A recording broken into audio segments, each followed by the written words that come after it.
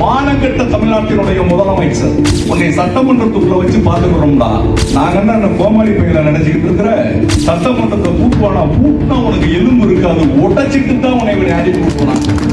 தூத்துக்குடி மாவட்டம் கோயில்பட்டியில ஒரு பொதுக்கூட்டம் மாதிரி ஒன்று நடந்திருக்குங்க. அங்க விளாத்திக்குளம் எம்எல்ஏ ஒருத்தர் இருப்பாரு, மார்க்கண்டேயன். இவர் என்ன பண்ணிருக்காரு அப்படின்னா, முதல்வர் விஜய ரொம்ப அவதூறா பேசியிருக்காரு. சர்ச்சை ஏற்படுற வகையில இந்த மாதிரி எலும்ப உடப்பேன், கரூர்ல யாரு ஓடுனது, இந்த மாதிரி சில விஷயங்களை கேட்டு ரொம்ப அவதூறா பேசியிருக்கிறாரு, ஒருமையில பேசியிருக்காரு, திட்டிருக்கிறாரு, மிரட்டலும் வெடிச்சிருக்கிறாரு. ஏன் நடந்தது அப்படிங்கறதான் ஃபுல் இந்த வீடியோல நம்ம பார்க்க போறோம். என்னன்னா, நீங்க இந்த கைது பண்ணப்பட்ட காட்சிகள் எல்லாம் பார்த்துட்டு இருக்காங்க. முதல்ல என்ன பேசினார் அப்படிங்கறத போட்டு காட்டுறோம், அதை பாருங்க. 5% வாக்குகளை கூட பெற முடியாமல் நடிகர் விஜய் அவனும் தோத்து அவன் கட்சியும் தோத்து போகும். இந்த உலக நாட்டில் நான் தேடிக்கொண்டிருக்கிறேன் சட்டமன்றத்திலே உன் தகப்பனாரை என்று சொல்கிறானே, நான் கேட்கிறேன், மானங்கெட்ட தமிழ்நாட்டினுடைய முதலமைச்சர் உன்னை சட்டமன்றத்துக்குள்ள வச்சு பாத்துக்கிறோம்டா.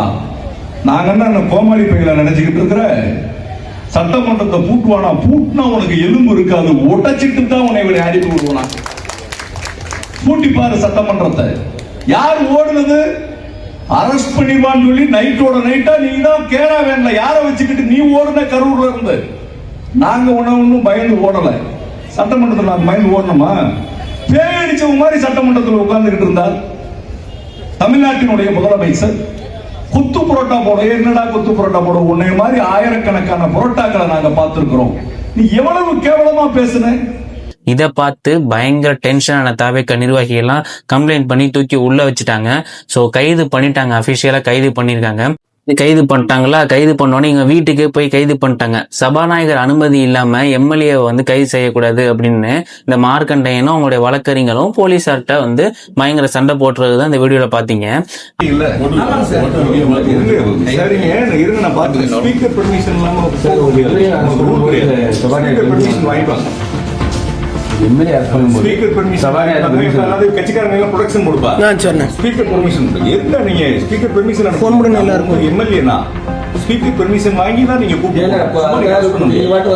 அதே போல தகவல் இவங்கெல்லாம் அறிஞ்சு என்ன பண்றாங்க, திமுக காரவங்க எல்லாமே இந்த காவல் வாகனத்தை எல்லாம் முற்றுகையிட்டு மறைச்சு நீங்க இந்த மாதிரி கைது பண்ணக்கூடாது அப்படின்னு நிறைய ரொம்ப கண்டனம் எல்லாம் தெரிவிச்சு திமுகவுடைய ரொம்ப ஆர்ப்பாட்டமா போயிடுச்சு. அந்த இடத்துல கைது செய்யவே விடல.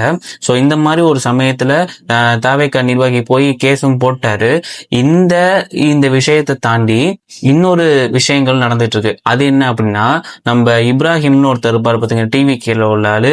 அவர் என்ன பண்ணிருக்காரு, இந்த மார்க்கண்டையனை எதிர்த்து அவர் ஒரு தனியா ஒரு பொதுக்கூட்டத்துல அவர் ஒண்ணு பேசியிருக்கிறாரு. மானங்கெட்ட தமிழ்நாட்டினுடைய முதலமைச்சர் உன்னை சட்டமன்றத்துக்குள்ள வச்சு பாத்துக்கிறோம்டா. நாங்க அந்த கோமாளி பையில நினைச்சுக்கிட்டு இருக்கிற சட்டமன்றத்தை பூட்டினா உனக்கு எலும்பு இருக்காது, உடைச்சிட்டு தான் உன்னை அனுப்பி விடுவானா.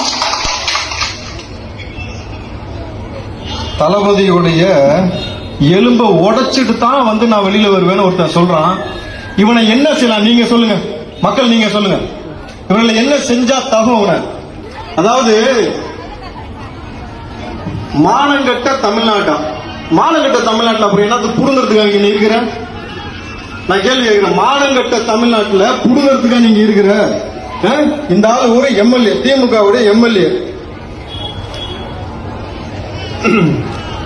மார்க்கண்டேயனா பேரு பாத்தீங்களா? விளக்கமாத்துக்கு பட்டு கொஞ்சம் மாதிரி மார்க்கண்டேயன் ஒரு பேரு. இது விளாத்தி குளத்துல இருக்குதான். இந்த விளாத்தி குளம், இந்த குளத்துக்கு வெளியில தானே உட்கார்ந்து காரியம் பண்ணுவாங்கல்ல. இவனே காரியம் பண்ணிருக்கிறான் அன்னைக்கு. அதாவது தளபதி விஜய் அவர்களை குறித்து என்ன பேசியிருக்கிற நீ? மானங்கெட்ட தமிழ்நாடு, சட்டமன்றத்துக்குள்ள வச்சு எலும்பு உடைச்சிட வேண்டாடே. நீ ஒரு அப்பனுக்கு பிறந்திருந்தா, பாரு, நான் பொதுவாகவே ரொம்ப சாஃப்டா போகணும்னு நினைக்கக்கூடிய ஆளு. என்னைக்கு என் தலைவனை குறித்தும் தளபதியை குறித்து நீ ஒருமையில பேசுனது மட்டும் இல்லாம எலும்பு உடைப்பேன்னு சொல்லிட்டியோ, இதுக்கு மேல உனக்கு மரியாதை கிடையாது. எங்க அண்ணன் மட்டும் ஒரு கஞ்சாட காட்டிட்டாருன்னு வச்சுக்க, மவனை நீ சட்டமன்றத்துக்குள்ள உனக்கு ரேகிங் தான். நல்லா யோசிச்சுக்கோ. ஈசிஆர் சரவணன் ஒரு ஆள் இருக்கிறார் தெரியுமா? அவர் வரலாறு தெரியுமா? அவர் எத்தனை வருஷமா தளபதியோட பயணம் பண்ணிட்டு இருக்காரு தெரியுமா? அண்ணனோட பயணம் பண்ண எத்தனை நபர்கள் நீங்க சட்டமன்றத்துக்குள்ள இருக்கிறாங்க? நீ கோட்டையில பேசிட்டு வெளியில வரதுக்கு முன்னாடி கோட்டையை சுத்தி 1 கோடி பேர் நிப்பாண்டா. எழுதி வச்சுக்க, 1 கோடி பேர் நிப்பான் லைவ்ல அந்த நிகழ்ச்சியை பார்த்ததுக்கு பிறகு. வேண்டிக்க, உனக்கு கடவுள் நம்பிக்கை இருந்துச்சுன்னா தயவு செஞ்சு வேண்டிக்க. தளபதி காலை பிடிச்சு மன்னிப்பு கேட்டுக்க. ஐயா நான் தெரியாம பேசிட்டேன், ஒரு திமிர்தனத்துல பேசிட்டேன், கொள்ளையடிச்சு வளர்ந்துட்டு அந்த காசுல தின்னு பேசிட்டேன்னு சொல்லிட்டு நீ மன்னிப்பு கேட்டு பழகிக்க. அதை விட்டுட்டு தளபதியை குறித்து எவ்வளவு கேவலமா எவ்வளவு தைரியமா நீ பேசுறனாக்கா உனக்கு சனி உச்சத்தில் இருக்குன்னு நினைக்கிறேன். நாக்குல வந்து சனின்னு சொல்லுவாங்கல்ல, உன்னுடைய ஆட்டத்திற்கும் ஆணவத்திற்கும் தமிழ்நாட்டு மக்கள் மட்டும் கிடையாது, தளபதி நெஞ்சில் குடியிருக்கக்கூடிய தம்பிகள் தங்கைகள் ஒரு நொடி நினைச்சாங்கன்னா ஊருக்குள்ளே வளம் வர முடியாது, ஞாபகத்துல வச்சுக்க. அது ஒரு கேஸ். ஸோ என்னன்னா பொது வெளியில இந்த மாதிரி நீங்க முதல்வரை வந்து பேசுனது ரொம்ப தப்பான விஷயம் அப்படிங்கிற விஷயம் எல்லாருக்குமே தெரியும். ஆனா மார்க்கண்டேயனை கேட்டதுக்கு வந்து என் மாதிரி எதிரியோட குரல் அடக்கதான் நாங்க அப்படி பண்ணோம், ஆளுங்கட்சி இப்ப சரியில்லை, நாங்க அதனாலதான் நான் பேசினேன் அப்படின்னு அவர் என்னதான் சொன்னாலும் ஸோ முதல்வரை நீங்க பொது வெளியில இந்த மாதிரி பேசுனது தப்பு அப்படின்னு அவர் மேல தூக்கி உள்ள வச்சுட்டாங்க. அதுக்கு பயங்கரமா காரசாரமா இப்ராஹிம் அப்படின்னு ஒருத்தர் வந்து அவரு மேடையில பேசி ஸோ சல்லடை போட்டு தேடிட்டு இருக்காங்க போல இருக்குங்க ஒரு டிவிக்கு நிர்வாகியும். யார் ஏற்கனவே பார்த்தீங்கன்னா அனிதா ராதாகிருஷ்ணன் ஒருத்தர் இந்த மாதிரி பேச போக அவர் வந்து ஒருமையில பேசினார் இல்லையா, தூக்கி உள்ள வச்சுட்டாங்க. அப்புறம் ரிமாண்ட் பண்ணாங்க, அப்புறம் கையெழுத்து போடணும்னு சொன்னாங்க, அப்புறம் தூக்கி கைது பண்ணி உள்ளே வச்சுட்டாங்க. அதே மாதிரி தான் இப்போ இவருக்கு நடந்திருக்கு மார்க்கண்டேயனுக்கும். ஸோ திமுக எம்எல்ஏ எப்படா பேசுவாங்க, எப்படா போய் கேச போடலாம் அப்படின்னு பயங்கர வெயிட்டிங்ல இருக்கிறாங்க டிவிக்கெல்லாம். ஸோ இதுக்கப்புறம் பார்த்து தான் பேசணும். ரொம்ப காரசாரமாக போயிட்டு இருக்குங்க இப்போ அரசியல் சூழ்ச்சி. இடையில வந்து நம்ம ஒரு சில நாள் வந்து வீடியோ போடல, கொஞ்சம் ஒர்க் நிறைய நாள் தொடர்ந்து போட முடியல. இருந்தும் உங்க சப்போர்ட் நிறைய இடத்துல கேட்டுக்கிட்டே இருந்தீங்க, இந்த மாதிரி ஏன் வீடியோ போடல அப்படின்ட்டு. ஸோ அதனால மட்டுமே நம்ம கம்பேக் கொடுத்துருக்கோம். ஸோ இந்த ஒரு நல்ல வீடியோட சந்திப்போம். Thank you all. தொடர்ந்து சப்போர்ட் பண்ணிட்டே இருங்க.